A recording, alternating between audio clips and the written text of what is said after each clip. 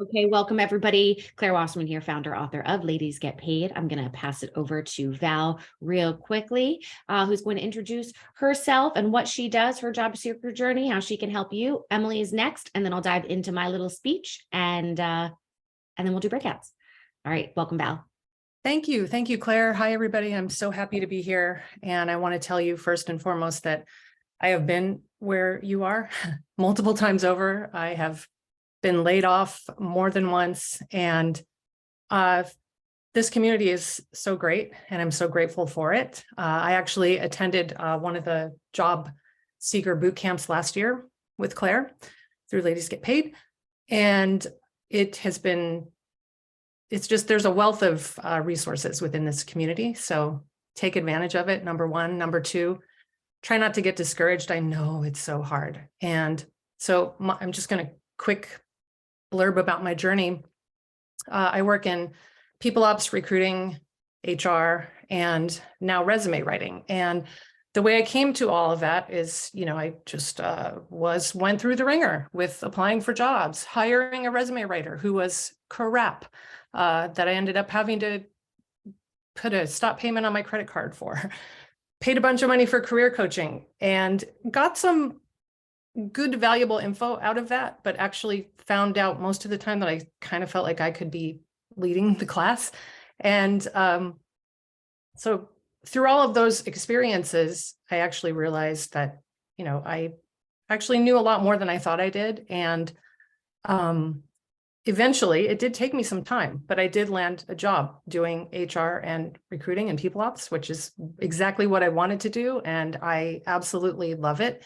And the job that I'm working at right now is not full-time. So I just went ahead and started freelance consulting in HR on Upwork. And I've been pleasantly surprised to be getting a lot of work there, and recently started doing resume writing there as well. I do want to say that I would be super happy to do some free resume consultations here. So I'm going to put some links in the chat here. And so number one, I just want to say, leverage this community. Number two, I want to say that we've all been there on the rejections, and I really try to live my life thinking that I'm always on the right path. So even those rejections, actually, sometimes now I look back at some of them and I go, thank God I didn't end up at that place. Like, I've dodged seriously a lot of bullets. And so it's hard. Sometimes it doesn't feel that way in the moment, but for me personally, it ends up being true. So everything is leading you to where you ultimately are meant to be. And don't also forget that when a job is interviewing you, you're interviewing them. Like, you have value to bring. You're not like begging for a job. No, you're coming in going like, I'm a badass with a lot of skills, and you should be lucky to have me. Now, of course, that's not exactly maybe how you're going to say it, but remember that, interviewing is a two-way street. And also, I think I've gone over my time, so I just want to say, optimize your LinkedIn profile. It can really help you so that recruiters will come to you. And I'm thinking about maybe doing a workshop on exactly how to do that. So if you're interested in that, I'm going to put my info in the chat here, and please feel free to connect with me. You'll always find, I think, especially in this community, that people really want to help. So best wishes to everyone. I'm going to stop talking now. Heck yeah, go Val. Awesome. And thanks for the shout out for the boot camp. And we'll follow up with information about that to everybody else. Yeah, just make sure to drop your information in there. I'll also include it in the follow-up email. So let's chat after. Emily, I'm going to have you unmute, share your job seeker journey, and what you do to provide service to folks who are here. And then I'll get my little spiel, and then we're going to actually meet, which is why you're probably all here. Okay. Hi, Emily. I'm going to pin you to the screen. Hey, Claire. Hi, everyone. So good to be with you. I'm Emily Pantel. My pronouns are she, her, and I'm based in New York City.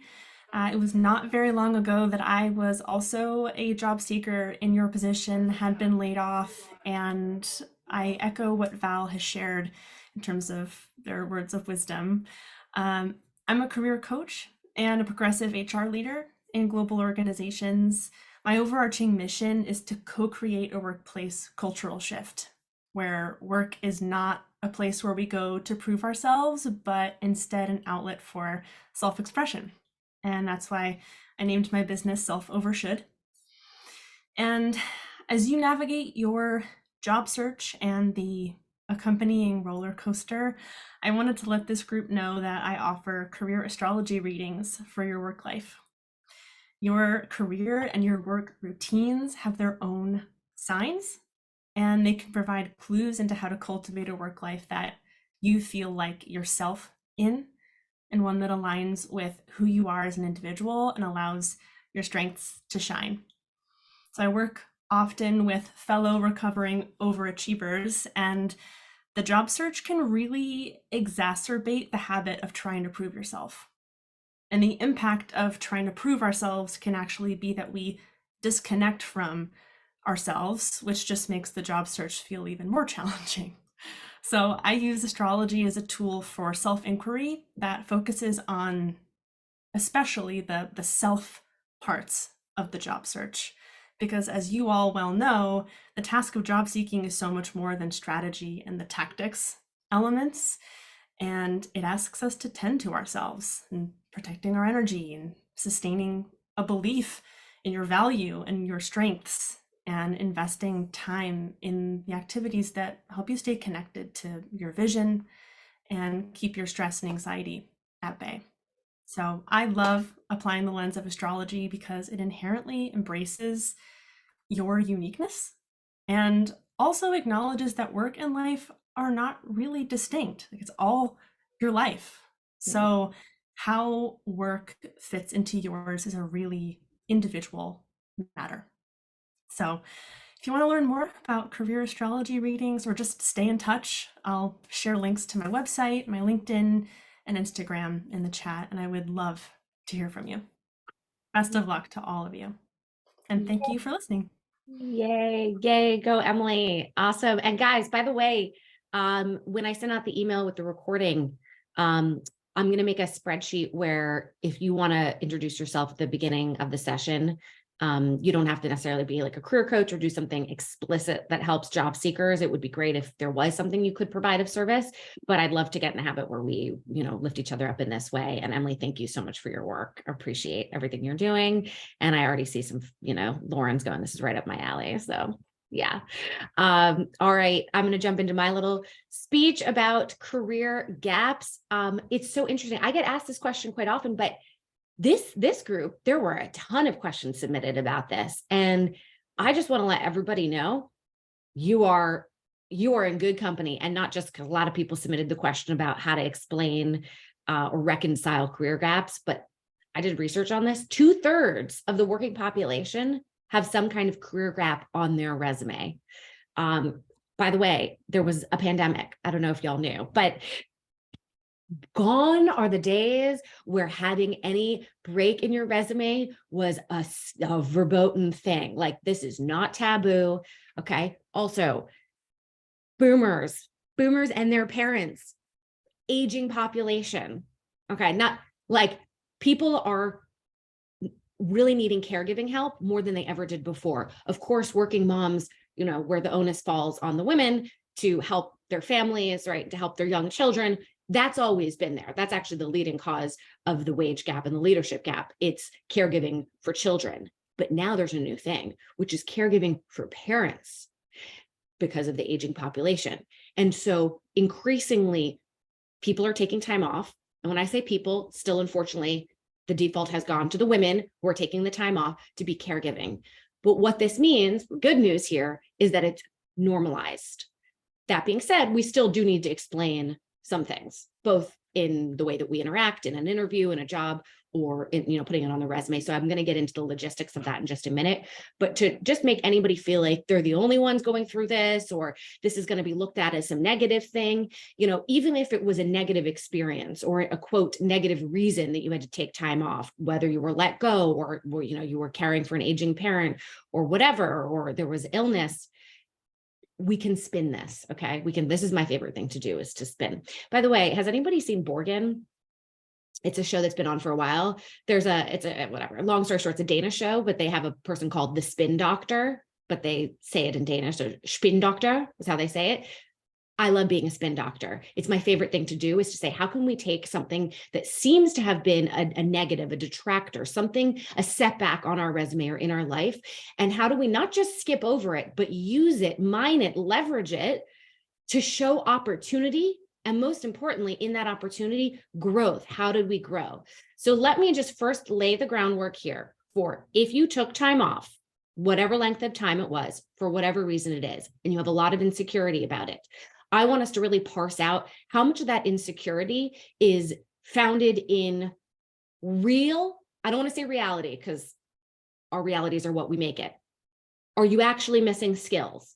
Do you actually, do you need to get up to speed on new softwares or platforms or the way work is done, right? Are there actual things that are missing that are fueling the insecurity? Or is the insecurity really coming from a place of, you fear this is going to make you look like you are not, and let's fill in the blanks together. What are all the reasons we think this is going to be a negative? And line by line, let's spin it. So here we go. Is it going to look like you don't know what's going on, or your learning curve is going to be too long? Taking a risk, hiring you is a risk because, you're kind of out of date with networks. Or let's show them that you did your research. You've talked to people who currently have this job, and you've gotten some intel from them about challenges that they're facing, day-to-day challenges, industry challenges. So just proactively, you are addressing the fact that you've done due diligence on getting up to speed. If there are certain things, certifications, et cetera, that you do need to, have gotten, you tell them you got them, okay? Are they worried? What else? I mean, you all can jump in the chat here. What else is the fear of these gaps, okay?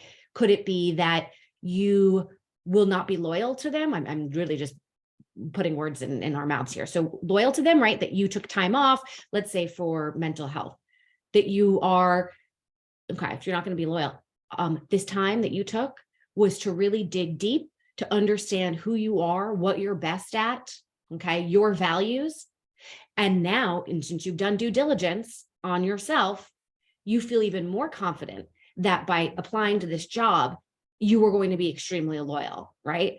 There was a woman I coached, I don't know if she's here right now, but she had worked for 15 years at one company and then took 3 years off. COVID, her father, her own illness, there was a lot of stuff going on. And I said to her, my God, you could have just taken 2-3 years off as a sabbatical from your 15 years at this one company, right? You don't need to go into detail about what actually was happening during those 2 to 3 years. You could simply say, this was a time for self-exploration. And here were the strengths that I cultivated, because she was a little worried that she didn't get a certification, she hadn't taken classes, and I said, we can kind of bullshit our way here, which is that it was about emotional intelligence that you dug into, right? You learned new ways of self-organizing, right? And self-motivating.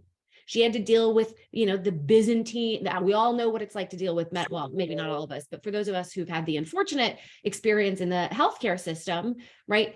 Oh my gosh, dealing with insurance, paying, right? She had to learn so much. And the patience that she gained, right? Being detail oriented, the saving money, right? There was a huge story she could tell about things that she learned that, no, it was not specific to the industry, to advertising, to branding that she was applying to. However, these were life skills that were 1,000% transferable. But I also, again, I said to her, you don't need to go into detail if you don't want to. Just a simple line of career break to deal with family medical issues, okay? And then immediately pivot to, here's what I did gain from it. Here's what I did learn about myself, okay? And why I'm excited to work, for you. So again, that's still assuming that if there are actual things that you were missing, you are going to get it. Okay. If in terms of the resume itself on how you show career breaks, you could organize your resume not by chronology, but by function. Okay. This is called a functional resume, where the chunks are based on not where you worked, but the responsibilities of the role. So let's say you're applying to a job that requires you to have, let's just say 3 to 4 major functions of that role. You might want to call out those 3 to 4 functions, and underneath each of them as the header, you have bullet points of results you've had at various companies. So you're still being specific about it, but it's not organized by date, right? If that's not relevant to you. And you're always going to use keywords that you have found in the job description and on the company's website. So, the resume will still very much reflect what they're looking for, but you're not leading with the date of the place that you worked. So hopefully that will help take care of some resume issues. For LinkedIn, they have a new feature called Career Break. Okay, so you could take advantage of that. And within that career break, it is up to you. Like I said before, if you want to just one line, people don't need to know your business. Or you could have one line, they don't need to know your business. However, bullet points of those things like I just mentioned, of the emotional intelligence, the self-organization, patience, detail-oriented. I mean, listen, the fact that 2/3 of the working population will have a career break, the fact that we are being squeezed between caring for our children and caring for our parents, this will humanize you. So again, I want to respect everybody's privacy. You do not need to go into detail. However, you are being hired as a person on a team, meaning you bring yourself to work. To Emily's point of, you're not like a robot here. You're not Chat GPT or GPS, whatever. Like, you have to have a personality and a dynamic that you demonstrate. And so being able to show that through your story, again, respecting your privacy, you don't need to go into too much detail. Don't be afraid to express who you are, as long as it's then pivoted to, here's why this brings value to you as the employer. Here's how I embody your values that I have seen on the website, okay, or et cetera, right? So I just, and also just demonstrating that your time off, I think, again, with that introspection, you will be even more loyal. You will be even harder working, right? You're coming with a little bit of an outsider perspective. That's a good thing, right? That's a unique thing. So I would say, just as a good exercise in general, if there are things in your life that you look at as drains on you, like, if only that hadn't happened, I would have been further along in my career, or this setback, there's so many things in life that we could just look at and go, I wish they didn't happen. But I really encourage you all to go and analyze those experiences for the things that you gained from them, right? The resilience you gained, the belief in self, maybe it was the breaking point to seeking support, right? To recognizing that your burnout, you had to find a more sustainable way of operating. I think we could all pretty correlate, chart a course between the setbacks, the negative shit in our life, and all the breakthroughs and good stuff. I mean, I don't want to say I wouldn't have written my book, but this book happened. I got my agent because we were sued for gender discrimination by a group of men's rights activists, okay? Which I can blame for our business not being any better, that, a big setback in our life. But I got the attention of an agent and I got to write my book. And my imposter syndrome that I really suffered from evaporated when I got sued. It was like the exact thing I needed to believe in myself. So I just, again, that the balance of how you relate to your own setbacks, your own gaps, and then the next step of how do we spin doctor the story. So hopefully that was a helpful little, there's more to talk about, of course, but just don't feel like it has to be a negative thing, and also don't feel the pressure to go into detail. Okay. Okay. Yeah. So not all in, flaky. Yes. Right. Lack grit, lack of experience. So I think sometimes when you're worried about something, it's not a bad idea to call it out and just proactively address it. So it doesn't feel like it's, you're sort of tiptoeing around the elephant in the room. Like, if you are concerned that this would somehow make me seem like I'm not fully committed, let me give you a concrete example of how that's not the case. I do encourage everybody to take the next step of, when there's something that you want to say about yourself, like, I am hardworking, or ask yourself, can anybody say this? The answer is probably yes. So that means you need to back it up with an example, with a story. Doesn't need to be the best story in the world, but something that will allow me to visualize you in that experience, right? So again, this makes me, now I'm very detail oriented.